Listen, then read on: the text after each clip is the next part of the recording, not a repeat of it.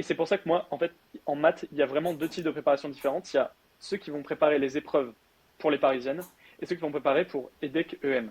C'est deux choses très différentes pour moi. Et en fait, ce que je disais tout à l'heure, je ne l'ai pas précisé, mais de vraiment passer du temps à chercher, c'est plutôt pour les parisiennes. Parce que moi, ça a énormément joué en fait sur cette maths 1. Parce que, en fait, je veux dire, j'ai retrouvé des schémas de recherche que j'avais quand par exemple, je cherchais mes DM. Donc évidemment, là, j'étais pas en DM, donc je sautais, quand vraiment je trouvais pas, je sautais la question. D'ailleurs, ça, c'est un autre axe pour moi que c'est vraiment quelque chose à travailler, savoir quand sauter la question ou pas en maths. Euh, je pense que ça a vraiment joué Et par exemple, enfin, moi, j'ai des meilleures notes sur les parisiennes. Enfin, du coup, j'ai eu 20 et 19 sur les épreuves parisiennes. Mais je crois, j'ai eu entre 17 et 18 sur EDQM. Donc, enfin, il y a des gens qui étaient bien meilleurs que moi, je pense, sur Bah, c'est quand EDQM. même Donc, pour excellent. moi, ouais, mais je veux dire, pour moi, c'est. Et puis, il y a aussi un écart, c'est ça aussi qu'on voit pas et qui peut être vrai dans certaines prépas parisiennes, c'est que, par exemple, là,